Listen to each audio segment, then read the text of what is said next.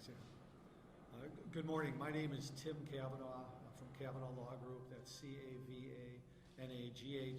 Mark McAllister, M-A-R-C, McAllister, M-C, capital C-A-L-L-I-S-T-A-R, one of my partners, and Laura and Mike Kisman, our clients. We filed a lawsuit in the Circuit Court of Kane County on behalf of Laura and Mike from the vicious attack by these two Rottweilers in St. Charles in their neighborhood when Laura was trying to do a service to her neighbors.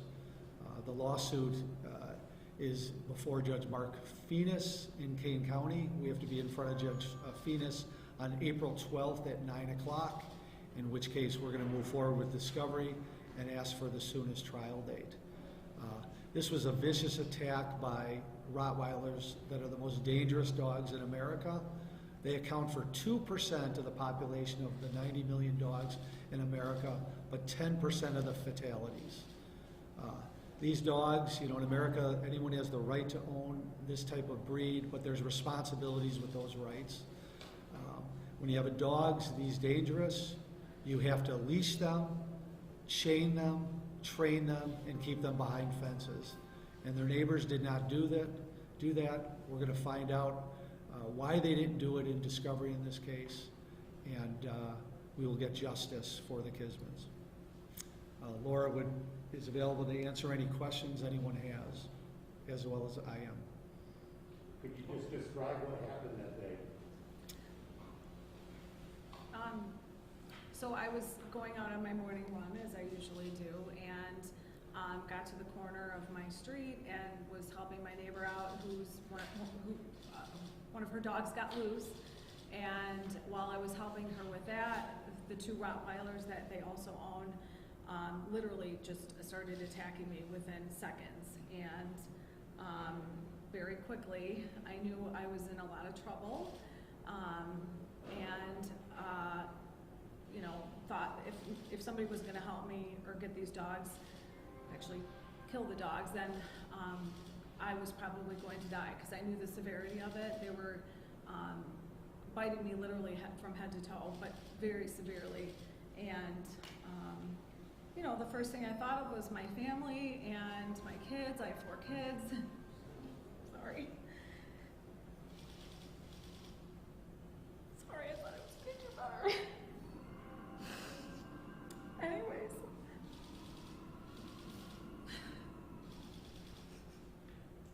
And I fought really hard because I do have young kids still that are at home, and I just prayed that somebody would hear me screaming and somebody would help us, and somebody did. One of our friends whose parents live in the neighborhood, his dad just happened to have COVID, and he was coming back from delivering food, and he was able to, long story short, get a gun and shoot one of the dogs. And then once that happened, the other dog ran off because it was scared. But the attack went on for a very long time, and it was awful. And so I guess the point for me is, my life was turned upside down. Our life was, and never in a million years on my daily run in my neighborhood, my quiet neighborhood of St. Charles, did I think that was going to happen. And so, not even thinking that, my neighbor's dog could potentially have that in it, I didn't think that I would be in this position in front of all of you, for that matter. So, I guess the point is if you're going to have dogs that are like that, and I didn't know much about the breed because I've never owned a dog like that, you have to properly train them, obviously. There's a lot of small kids in our neighborhood. My kids, anybody, it could have happened to. So. How long do you think it went on? I've been asked that question quite a bit. If I had to guess, to me it felt like an eternity, between 7 to 10 minutes. And I kept saying, why is nobody helping me? Why, I heard kind of the police in the background. We're in unincorporated St. Charles. I heard the fire engines, and at one point, they're like, they're on their way, So anyways, the attack itself, I feel like it probably went on for close to 10 minutes. That's my guess. And the owners are friends? They're our neighbors, so, just like we all have neighbors, of course we consider them friends. Yeah, I mean, were they close friends? No, but, they're neighbors. And what were they doing while this is taking place? So the homeowner was there with me, and she was trying to get the dogs to release themselves from me, and she was trying to help me. She was definitely trying to save my life. What's your life been like afterwards? So I spent 24 days in the hospital. I was airlifted from Delnor to Good Samaritan, where I underwent emergency surgery. Spent 8 days at Good Samaritan, and then was transferred to Marion Joy, which never in a million years did I ever think that I would need Marion Joy, but my goodness, it was such a great place when you need it. And so I came home about 2.5 weeks ago, January 6th, whenever that was. It's been really hard. I'm in a lot of pain. I'm obviously in a walker. I was a healthy, fit mom who worked out every day and ran every day. I was up to 8 miles. I was very proud of myself. I have a daughter going off to college, and now I'm in a walker, and I'm, temporarily disabled, I hope. So I am in bed a lot, but I'm a strong individual. I have a positive attitude, and I feel like I'm gonna, overcome it as much as I possibly can.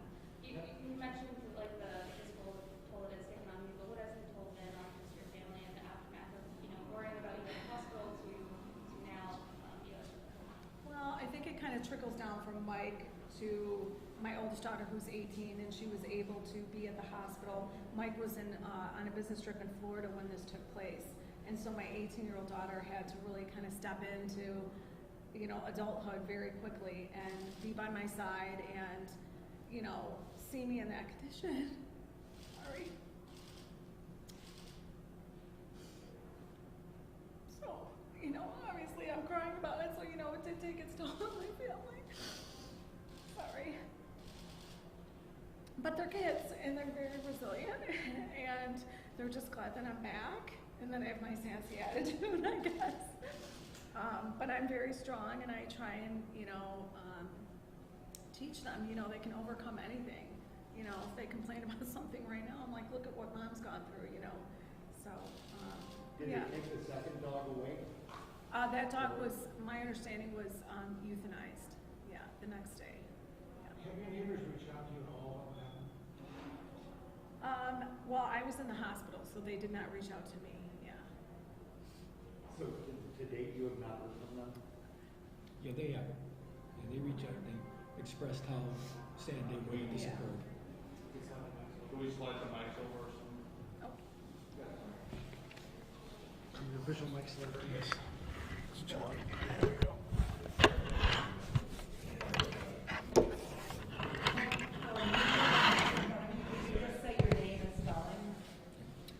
My name is Mike Kisman, Kizman, and to answer your question, yeah, the homeowner did reach out to apologize that this occurred. They felt terrible that it did happen.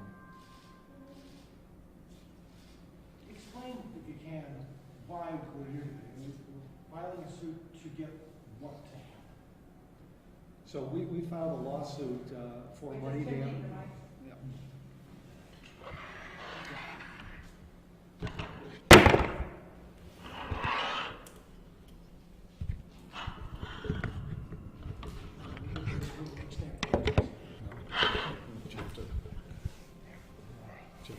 Charlie? Yes, I'll stand like that.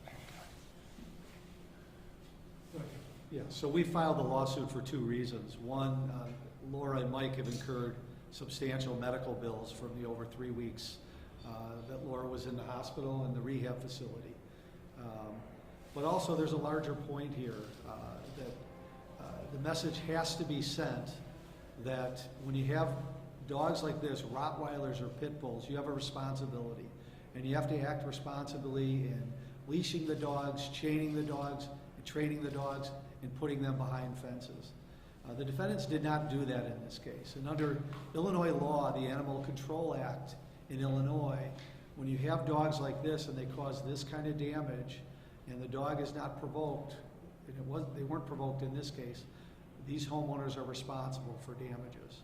So that's what we hope to accomplish in this case, and hopefully the message gets out. Will this essentially be a lawsuit against an insurance company? Well, the lawsuit is against the homeowners.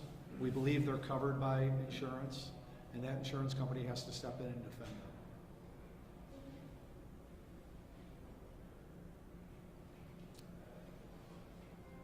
Okay, everybody have what they need?